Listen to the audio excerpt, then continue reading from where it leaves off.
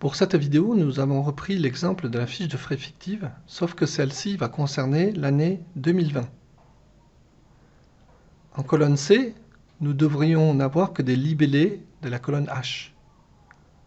Et enfin, pour les débits et crédits en colonne D et E, ceux-ci ne devraient pas dépasser les 200 €.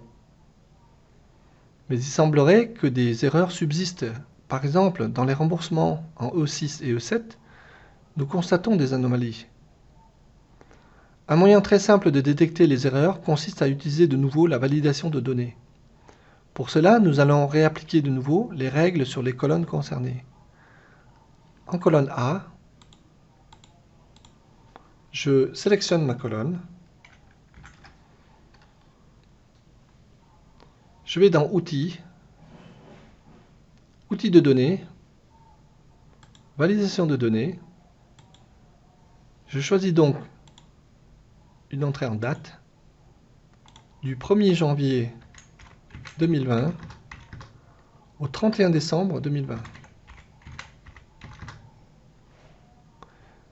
Je ne mets pas de message de saisie ni d'alerte d'erreur. L'alerte d'erreur par défaut se trouve être un stop. OK. Pour les labels, je resélectionne. Données, outils de données, validation des données, liste. Et pour la liste, je choisis H5, H13. De même manière, l'alerte d'erreur sera un stop. Je ne mets pas de message de saisie puisque l'ascenseur apparaîtra automatiquement. OK. Pour les débits et crédits, je vais resélectionner les deux colonnes. Données, outils de données, validation. Et ici, je vais rentrer donc des décimaux entre 0 et 200. Mais pour celui-ci, comme nous avions vu précédemment, on va prendre un avertissement et pas un stop. Et je fais entrer. Dès lors, mes règles sont définies. Les dates doivent être en 2020 ici, en colonne A. Les libellés doivent concerner seulement ces libellés-là. Et les débits et crédits ne devraient pas dépasser 200 €. Dès lors, je retourne dans Données, Outils de données. Et ici, au lieu de prendre Validation des données, je vais faire Entourer les données non valides. Et automatiquement, Excel va entourer toutes les données qui sortent des règles définies. Alors pourquoi est-ce qu'on peut tout de même avoir ces valeurs alors que Excel normalement les interdit? C'est parce qu'ils y étaient avant. Par exemple ici, on a des dates qui sont en dehors de 2020. Si j'essaie de ressaisir ici le 11-12-2019, je me verrai bloqué, puisque je ne peux pas le faire. Par contre, je peux le laisser. Ou alors, le remettre à une date valide. Et là, le cercle s'enlève et il n'y a plus de problème. Pour éliminer tous les cercles d'erreur, il suffit que je mette des données valides. Par exemple ici, gas station, c'était de l'essence par exemple. Le restaurant, c'est des repas. On constatera que les cercles n'ont pas pour autant disparu.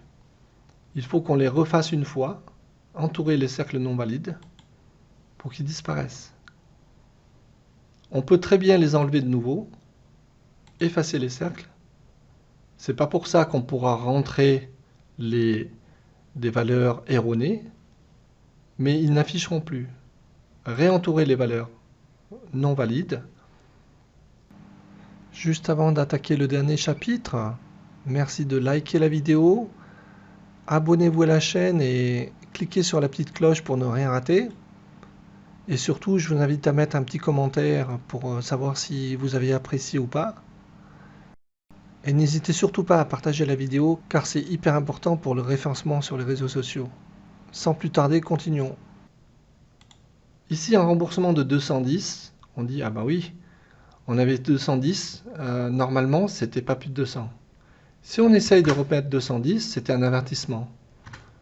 Donc il va nous signaler, attention, c'est un avertissement. Est-ce que vous voulez continuer? Oui. Et le 210 s'affiche de nouveau. On constatera que les données non valides sont toujours là.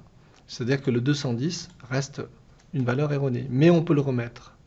Tandis que le gift ici, on devrait le mettre en divers. Si je remettais gift, ça ne marcherait pas. Puisque c'est un stop. Je n'ai plus qu'à annuler et dire c'est un divers. Voilà. Et là, lorsque je vais enlever mes cercles et les réappliquer, le divers n'apparaît plus en erreur. Cette façon est très pratique pour détecter les erreurs très rapidement dans les formulaires qu'on nous renvoie. Cela permet de les corriger très rapidement ou de demander aux collaborateurs d'échanger.